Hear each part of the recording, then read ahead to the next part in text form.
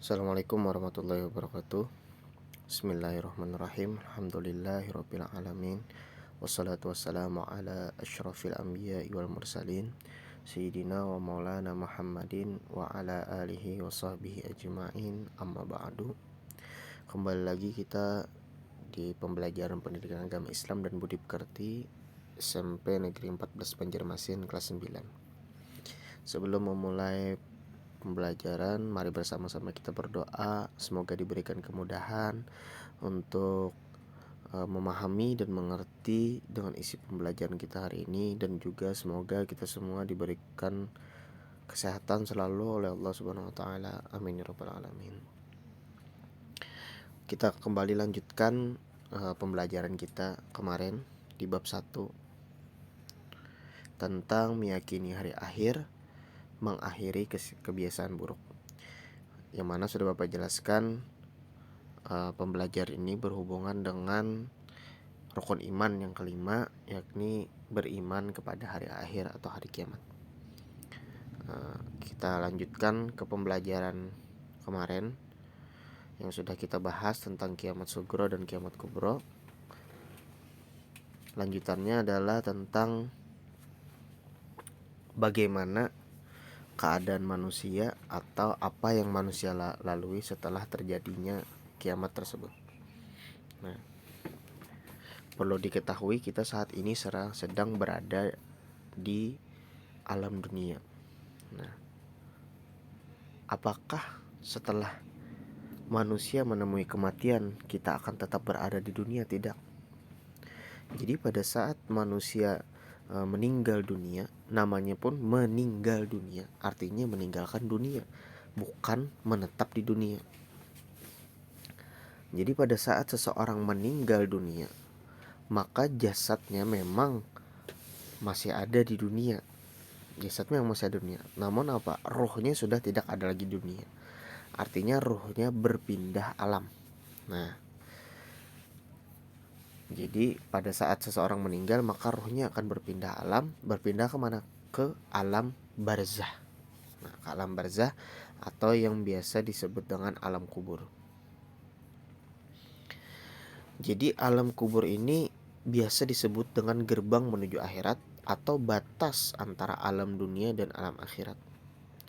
Nah, kemarin Bapak jelaskan di saat hari kiamat, malaikat Israfil itu meniup 1 kali trompet sangkakala. Maka pada saat malaikat Israfil meniup trompet sangkakala yang pertama, maka seluruh manusia di dunia akan mati. Seluruh manusia dunia akan meninggal dunia. Nah, maka manusia yang meninggal di dunia, manusia yang meninggal pada saat itu, meskipun dia tidak dikuburkan, meskipun dia meninggalnya tidak di dalam tanah, mereka tetap berada di alam kubur atau alam barzah. Maka semuanya sama rata dari zaman dari manusia zaman Nabi Adam sampai dengan zaman nanti hari kiamat, itu akan mendapatkan yang namanya atau akan berada namanya di alam kubur dan akan ditanyai oleh malaikat Munkar Nakir ke sana. Nah, kemudian pada saat nanti seluruh manusia sudah dimatikan, malaikat Israfil akan meniup trompet sangkakala yang kedua. Nah, pada saat malaikat Israfil itu meniupkan trompet sangkakala yang kedua, maka seluruh manusia yang telah meninggal akan dihidupkan kembali oleh Allah Subhanahu wa taala. Nah, seluruh manusia itu manusia yang sudah meninggal dari zaman Nabi Adam sampai dengan hari kiamat nantinya, itu akan dibangkitkan semuanya. Akan dibangkitkan. Nah, namun pada saat manusia dibangkitkan itu tidak berada di alam dunia lagi. Nah, hari manusia dibangkitkan itu namanya Yaumul Ba'as.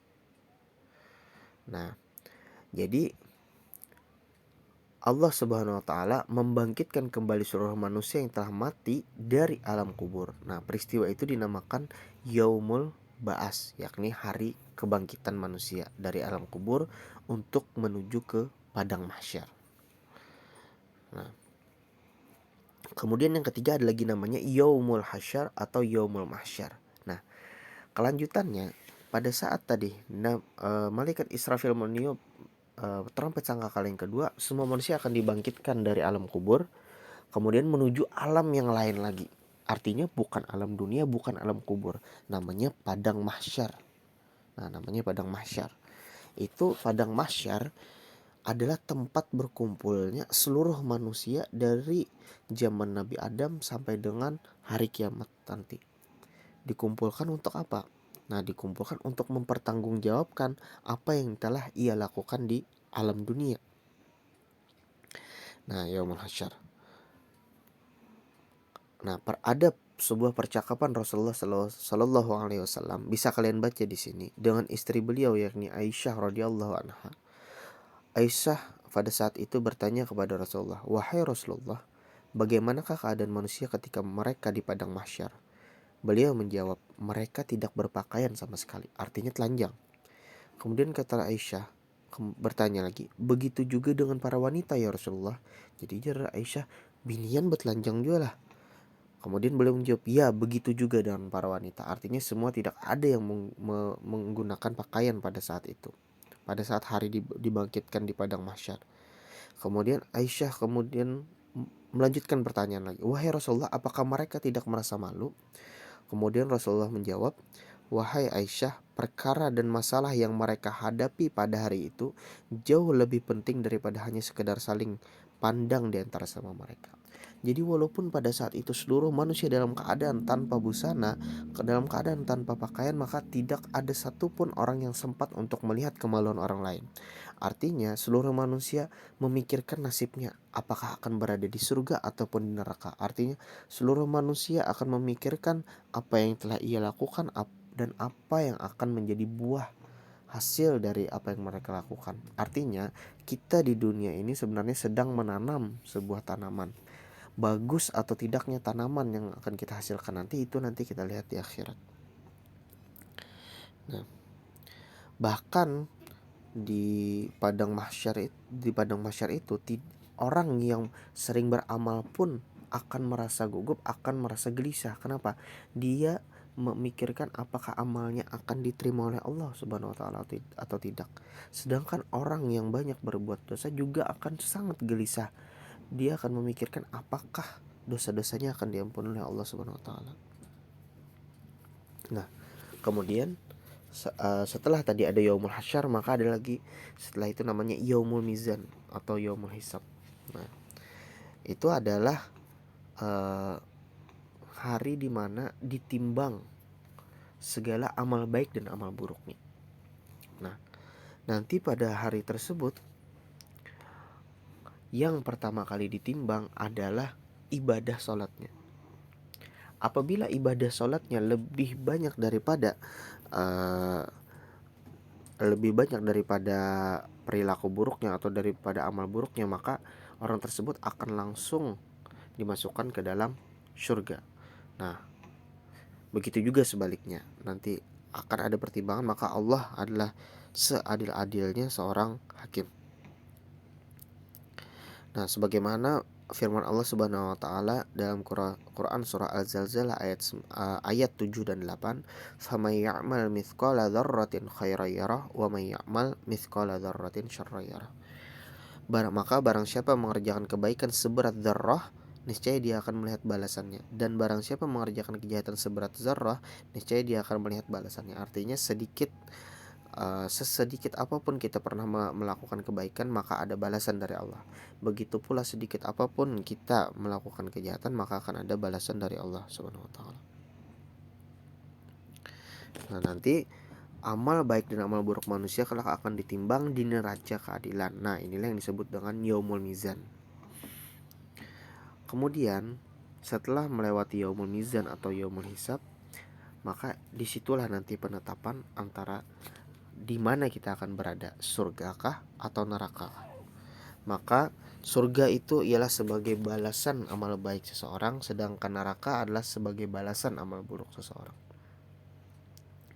Nah, bisa kalian baca di sana, seluruh perbuatan baik manusia telah diperhitungkan pada yaumul hisab. Perbuatan baik itu akan mendapatkan balasan yang setimpal dari Allah.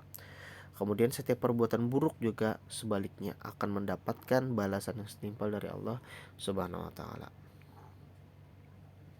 Nah, habis.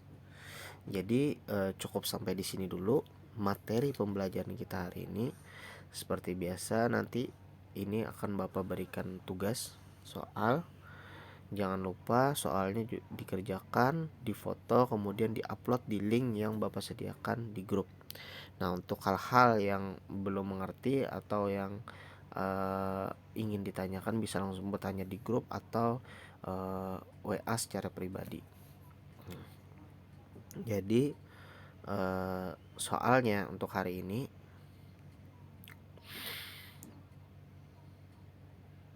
ada 2 soal.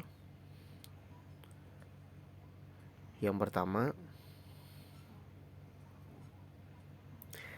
berapa kali malaikat Israfil di hari kiamat meniup trompet sangkakala? Nah, kemudian jelaskan tiupan trompet pertama untuk apa, tiupan trompet kedua untuk apa. Itu soal yang pertama. Kemudian soal yang kedua,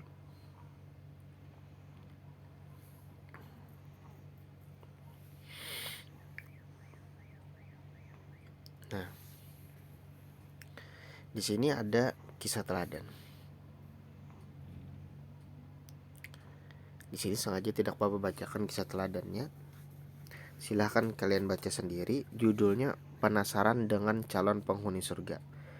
Nah, di sini ada kisah. Kalian bisa baca. Jadi soal keduanya, bacalah kisah teladan ini, kemudian tuliskan hikmah yang kalian dapat dari kisah tersebut. Nah, itu saja. Ingat mengerjakannya di buku. Kalau bukunya kebetulan dikumpul di atas meja Bapak, maka kerjakan di kertas. Nah, jadi jangan ada lagi yang bertanya sesuatu hal yang sudah Bapak jelaskan.